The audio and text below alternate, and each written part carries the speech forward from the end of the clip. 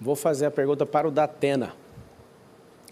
Datena, nos seus 26 anos, salvo engano, aí, de televisão, eu queria que você comentasse, né, qual foi o pior prefeito da história, o que mais trouxe de aprendizado para você. Caso alguém aqui vença essa eleição, queria pegar essa experiência sua como jornalista e como apresentador, alguém muito ativo aí na televisão. Quem que é o pior prefeito da história da cidade de São Paulo? Bom, em primeiro lugar, é duro de responder, hein? Já tivemos gente muito ruim. O Ricardo, primeiro, não foi eleito prefeito, ele foi eleito vice do Bruno Covas. Mas só o dinheiro que ele está gastando na campanha eleitoral dele, dá para fazer ponte, dá para fazer asfalto, dá para fazer tudo. E mais, quando ele fala que fez essa quantidade toda de asfalto, sabe quanto que ele gastou para fazer asfalto? Você tem ideia de quanto ele gastou para fazer asfalto? 5 bilhões. E pergunta se foi no começo da administração que ele iniciou o projeto de asfalto. Quantos acidentes estão acontecendo em São Paulo por causa de buraco de rua que você vai desviar e acaba atropelando ou matando alguém? Pergunta quantas calçadas do 1.500.000 metros quadrados que ele prometeu, que o Bruno prometeu, que ele não fez, que facilita atropelamento. O Ricardo pode não ser o pior prefeito, mas ele está ali, porque está prometendo coisas que não vai cumprir. Ele está fazendo obras eleitoreiras, gastando dinheiro pra caramba, que ele tem certeza absoluta que não vai cumprir, porque ele vai ser eleito o prefeito de São Paulo. Quem vai cumprir essas obras se não tiver o desprendimento que nós temos? Se for obra boa, a gente continua.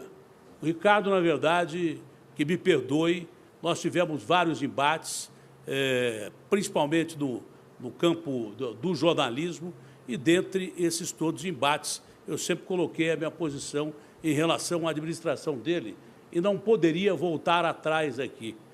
Fica dentro do campo da administração, mas o Ricardo não cumpriu, infelizmente, nem 50% do que o Bruno prometeu. Marçal. Aumento de 23% em relação a dezembro do ano passado em pessoas em situação de rua. Isso não é um direcionamento à pessoa dele, mas, de fato, ele não é o prefeito, ele é um vereador que foi colocado no cargo, e se a população quiser abençoar ele para viver mais um período e esses 12 longos anos do governo Dória, você já sabe em quem você vota. Eu fiz essa pergunta para o Datena porque eu quero corrigir uma fala minha. Eu, em outros debates, falei que o Haddad seria o pior prefeito da história, mas olhando, né, cada situação, estudando profundamente a Prefeitura de São Paulo, eu realmente mudo a minha posição. O atual prefeito, ele está nesse lugar. De fato, ele fez coisas que ninguém fez, com obras, né, sem licitação, já foi comentado aqui. Não resolveu o problema nem de longe de saneamento básico. Nós temos o pior ar do mundo nessa cidade. Nós temos, né, milhares de crianças em situação de rua, aumento da criminalidade. Eu queria saber o que fez de bom esse prefeito. E aí está o detalhe. Você não pode abençoar alguém que está com 12 partidos, que no próximo mandato vai ter 120 bilhões, orçamento recorde.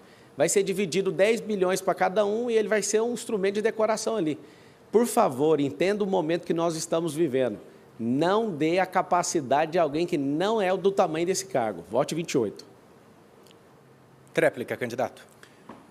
Olha, o Ricardo não está investigado nem indiciado, isso é verdade, na infiltração do PCC dessas companhias de ônibus.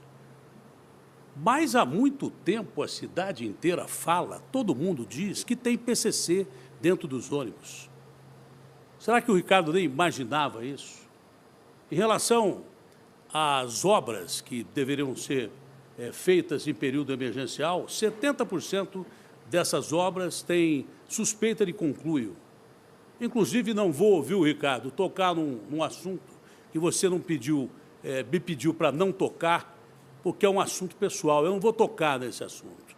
Mas você deveria ter mais zelo pela cidade que você administra. Você deveria saber o que acontece dentro da sua administração, mesmo sem ser investigado.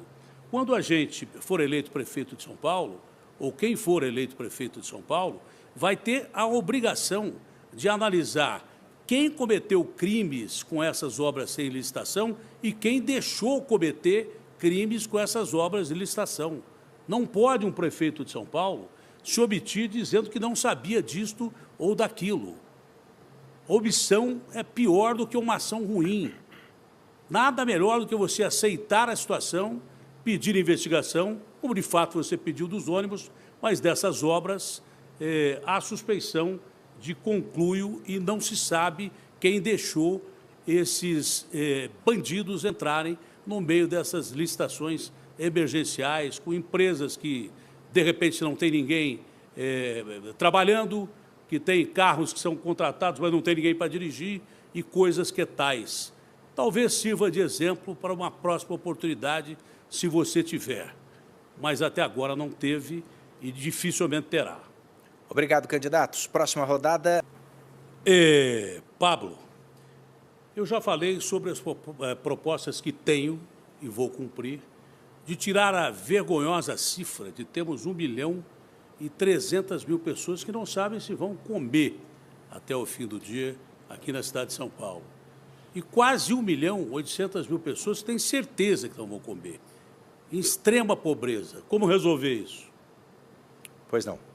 No nosso plano de governo tem essa jornada da prosperidade e esses níveis de mentalidade. Quando eu falo para você fazer o M, não é M de Marçal só não, é M de mudança de mentalidade. O maior direito social que existe no mundo, isso é comum nos 197 países, se chama emprego. E a proposta é a criação em 1.460 dias de 2 milhões de empregos. Aonde? Nas periferias. Essa criação de emprego vai gerar oportunidade para pessoas e, gerando esse emprego, diminui a criminalidade. Gerando emprego na periferia, diminui poluição, diminui problemas com mobilidade. Ou seja, vai melhorar a sua vida, você vai ter mais tempo de qualidade com seus filhos, você vai ter mais tempo de qualidade na sua casa, né? Pessoas estão ficando de 2 horas a 3 horas dentro de ônibus e nas suas locomoções. Então, o maior direito social, inclusive você que recebe o renda mínima, vai continuar, nós vamos abrir a oportunidade de você ter rendas alternativas. Vai ser um governo revolucionário na educação, não só nesses empregos, mas a educação é continuada e vai ter um braço de ensino em todos os mais de 2 milhões de CNPJs da cidade de São Paulo. O que é isso? É um portal da prefeitura, onde vai treinar 3 públicos, os colaboradores de todas essas empresas, os seus parentes e os vizinhos próximos, né, geograficamente dessas empresas. Por que isso? Isso sim dá dignidade para as pessoas. Nós temos que urgentemente trazer essa empresarização para a cidade de São Paulo, ensinando desde a escola pública até na ponta, dentro dessas instituições que tem CNPJ aqui dentro. E eu quero te falar algo. A maioria aqui tem sonho de ser prefeito, eu não tenho sonho. Isso aqui para mim é uma missão. Eu quero pedir você para deixar eu servir você e a sua família. Eu estou disposto a fazer isso, a tomar pancada, a apanhar, a ser caluniado para te servir. Eu tenho um coração valente para isso. Na hora que você encarar a urna, digite o 28. Réplica, candidato Datena. Olha, é melhor respeitar a democracia do que apanhar. Isso foi um dos ensinamentos maiores dessa campanha. E acho que foi cumprida a nossa palavra de respeitar a democracia aqui. Eu vi uma vez na Chapada Diamantina um cidadão que tinha mais de 100 anos de idade que perguntou para mim o que era fome. Eu falei, não, eu já passei fome quando eu era menino. Ele falou, não, você não sabe o que é fome. Aí ele começou a descrever o que era fome. Fome, meu filho, é uma coisa que contorce primeiro a sua garganta, estoura o seu estômago e você sente uma dor tão grande que você come o que vê pela frente. Casca de árvore, grama, come rato, come o que tiver. É impossível que a cidade mais rica do Brasil não cuide dessas pessoas em situação de extrema pobreza. Isso é inominável. Tem 770 mil jovens jogados por aí que precisam de escola técnica para conseguir emprego. Essas pessoas, para se alimentar, precisam de frentes de trabalho que a prefeitura não cria. Diz que cria, mas não cria. Nós precisamos de uma maneira humanitária salvar essas pessoas que não podem viver o Deus dará atravessando o Marginal para ser morta, porque é pior viver nessa cidade do que não. Sua tréplica, Marçal. O governo, ele nunca vai acabar com sua fome. Você vai sentir fome 3 vezes ao dia. O governo, ele pode te dar suporte para você mudar a sua mentalidade, de você realmente prosperar. Isso é um cidadão de respeito aqui nessa cidade. Eu me propus a fazer um jejum meio-dia na segunda-feira. E eu quero compartilhar com todos vocês, independente de você gostar de mim ou não, mas esse jejum é pelo povo. Eu estou só tomando água desde segunda-feira, meio-dia, e vou entregar na próxima segunda, 7 dias, que é o número da plenitude aí, para você entender o tanto que eu estou levando isso aqui a sério. Eu estou me alimentando só de água, buscando em Deus soluções, né, para esclarecer tanta mentira em relação à minha pessoa, para atingir seu coração de fato. Eu sei que todas as grandes propostas aqui, eu posso pegar com muita humildade cada um dos planos de governo e carregar, né, para a nossa realidade, que nós vamos governar essa cidade. Eu não tenho tempo de TV, eu acho que você deve estar enjoado de ver a cara deles aí. Eu não tenho tempo de TV, não tenho tempo de rádio, não tenho um padrinho político, não fiz aliança política com ninguém para estar aqui. Isso aqui é um milagre que está acontecendo. Já estou economizando dinheiro público antes mesmo de virar funcionário público. E eu quero te pedir, por favor, não vote em quem usa dinheiro público. Todos aqui, exceto eu, estão picando, moendo mais de 120 milhões de dinheiro público. Eu estou te pedindo, por favor, dá uma chance para quem realmente não precisa de nenhum contrato público, dá a chance para alguém que já venceu na vida, em vários aspectos, alguém que é resistente, alguém que aguenta realmente pancada, alguém que não reage quando alguém realmente agride. De fato, eu quero te servir, me dá essa chance.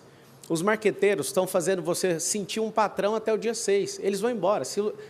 Todos os candidatos aqui que tem marqueteiro vão perder a eleição. O marqueteiro nunca perde, ele levou o dinheiro público para ele.